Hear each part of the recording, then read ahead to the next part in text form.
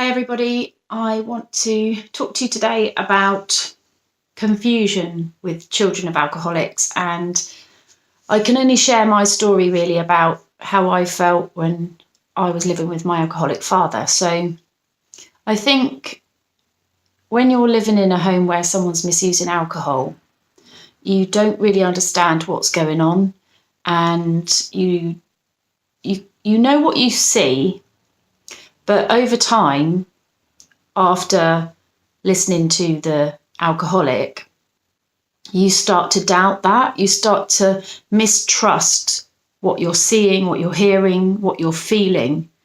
And that leads to lots of confusion, because if you think about it, you can see what's going on physically in a home where there's someone misusing alcohol, but they're saying there's not a problem, or the other parent is trying to kind of hide it, and they're saying there's not a problem, dad's fine or mum's fine or whatever it is. And then you start to go inside and question yourself and think, well, what am I seeing here? Am I making this up? And you start doubting yourself and questioning yourself.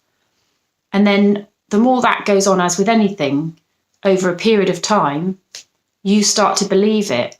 Because let's not forget, we're putting our trust and faith in parents, people that are our parents. And so we assume they are the all-knowing people in our lives, and that what they tell us is true and accurate, and that they're always going to be looking out for us. But that isn't necessarily the case. And I'm not saying that they would do these things on purpose and purposely hurt us and lie to us and things, but it does happen. And the impact of them doing that is huge. So I think that for me, I had so many questions that I didn't get answers to. And when I did get answers, they just didn't make sense to me. And so I questioned some more. And then that caused agitation and annoyance to my parents. And so I was then told, in a sense, to be quiet, stop asking those questions, do as you're told.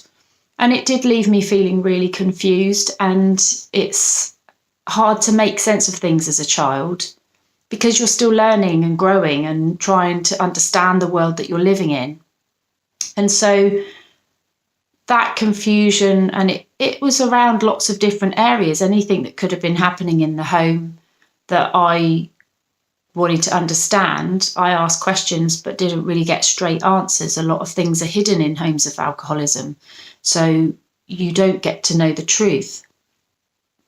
So yeah, I think that really developed for me a lot of self-doubt, and I then learned not to trust. As I got older, I learned not to trust what I was being told, and that then led me to being distrustful of anybody and everybody I met, because how could I be sure that what I was being told was true? But also it really led me to distrust myself, and if I felt something, saw something, I doubt it. I doubt whether what I saw was right, or I'd question it. Oh, am I making it up? Was it really that bad? And you minimize it and make it out like it's not important, when it probably is. If it's bothering us enough, it's important, and we need to kind of look at that.